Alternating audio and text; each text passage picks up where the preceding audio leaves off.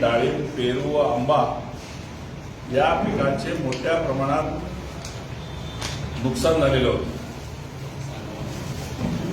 आणि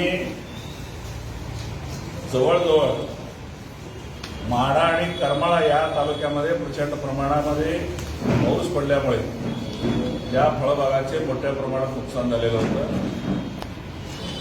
त्याच्यानंतर आपल्या सोलापूरच्या कर्तव्यदक्ष खासदार प्रणितीताई शिंदे यांनी या नुकसान झालेल्या फळबागांच्या शेतकऱ्यांना शासनाकडून त्वरित मोबदला मिळावा यासाठी जिल्हाधिकारी यांना भेटून निवेदन दिलेलं होतं आणि त्यांच्यासोबत काँग्रेसचे कार्यकर्तेही होते। आणि विशेष म्हणजे या संदर्भात या शेतकऱ्यांना मोबदला मिळण्यासाठी त्यांनी पाठपुरावाही केलेला होता। याची दखल घेऊन शासनाने सोलापूर जिल्ह्यासाठी 40,44,00,000 रुपये निधी मंजूर केलेला आहे आणि तसं वाटपही शेतकऱ्यांच्या खात्यावर जमा होत आहे आणि ते वाटपही सुरू झालेले आहे। मी पहिल्यांदा आमचे खासदार प्रणितीताई शिंदे सोलापूर जिल्हा काँग्रेस कमिटीच्या वतीने शहर जिल्हा काँग्रेस कमिटीच्या वतीनं त्यांचं हार्दिक आभार मानतो, कारण त्यांनी केलेल्या पाठपुराव्यामुळे शेतकऱ्यांना मोबदला लवकरात लवकर मिळाला आणि मी या ठिकाणी प्रशासनाचाही आभार मानतो। प्रशासनाने सरकारने शेतकऱ्यांची दखल घेऊन शेतकऱ्यांना मोबदला दिला त्याबद्दल त्यांचंही मी या ठिकाणी सोलापूर शहर जिल्हा काँग्रेस कमिटीच्या वतीनं हार्दिक आभार मानतो।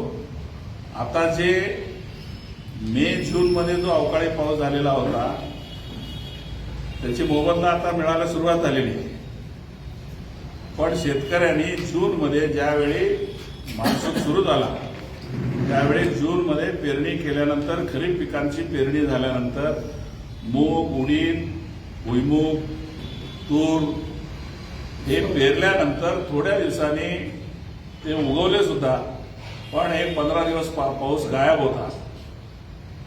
शेतकरी घाबरलेले होते, पण पुन्हा नंतर पावसाने जे सुरुवात केलेली आहे आजपर्यंत थांबायला मार्ग नाही। म्हणजे एकंदरीत सोलापूर जिल्ह्यात अतिवृष्टी झालेली आहे, महाराष्ट्रामध्ये अतिवृष्टी झालेली आहे, सगळीकडे देशामध्ये आपण बघतो अतिवृष्टी झालेली आहे। अतिवृष्टी झाल्यामुळे सोलापूर जिल्ह्यातील धरणे, नदी, नाले, ओढे तुडुंब भरून वाहत आहेत। उजनीचं पाणी सोडल्यामुळे भीमा नदीला पूर आलेला होता आणि नदीकाठची जी शेती जी आहे ते पूर्णतः पाण्यात आहे।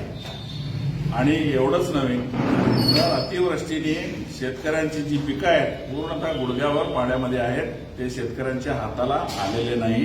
त्यांची रास होणार होती, थोड्याच दिवसात 8-10 दिवसात रास होणार होती, पण तेही आता त्या ठिकाणी उगवायला सुरू झालेली। म्हणजे सांगण्याचा हेतू असा आहे की